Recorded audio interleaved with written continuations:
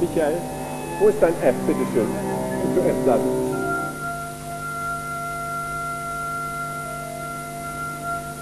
When you hear Beethoven symphonies performed by one of the great modern symphony orchestras today, there isn't the edge, there isn't that frisson of excitement that you get when you hear these démodé instruments. That's why it seems to me so bogus and so misleading to perform the music of Beethoven on instruments that were evolving in Germany in the second half of the 19th century. It just doesn't have the same timbre, it doesn't have the same expressive range, it doesn't have, above all, the colour that is so associated with these typically French instruments.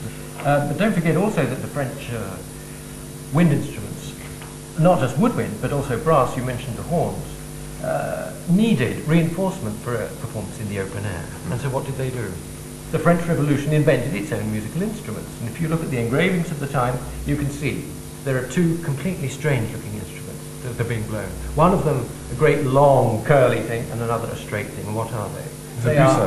They are Roman, neoclassical Roman instruments that have been recreated and actually written into the music. What they wanted was something that was simple and could sound out of doors and sound primitive and strong at the same time.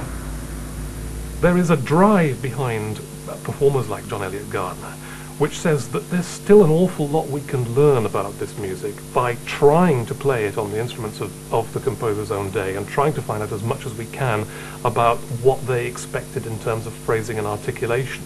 Certainly for me it has been an experience like seeing a picture with the dirt cleaned off it sometimes. There have been passages, for instance, in the scores of Beethoven symphonies which have been an enigma to me. Why this? Why that? How do you do this? Things which modern orchestras are used to doing but which they still find very difficult. And suddenly you try it out, for instance, like for instance on a horn of Beethoven's day, and the only way to get a certain note is to shove your hand higher up inside the bell so that it makes a kind of muffled, kind of nasal sound. And suddenly an effect on the page makes sense.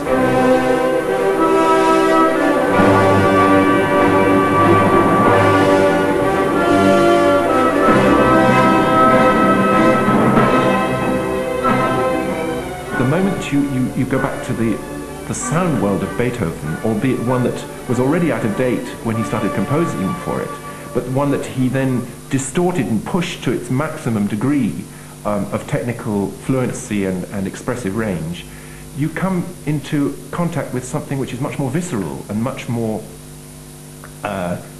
personally expressive, because there is no mush attached to it. It's far more clearly stranded, and the textures are far more clearly separated one from another, and that is a huge advantage of these period instruments. The fortepiano is in a long place, Leslie. What Gardiner has done is to look for possible meanings in phrases that are paralleled in words, catchphrases of the time. I don't know whether that's right or that's wrong, but I think it does get the performer to concentrate his or her mind wonderfully and to discover a new expressive, a new kind of meaningful intonation in that phrase, which again is something which does tend to get lacking in a lot of modern performance. Right, you ready? Are we rolling?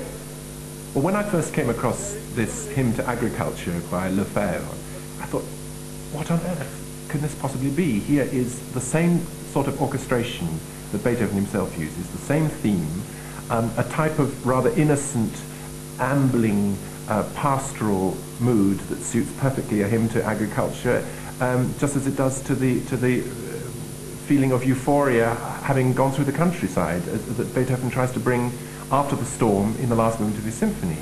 And the parallel is too close to be just simply random or circumstantial.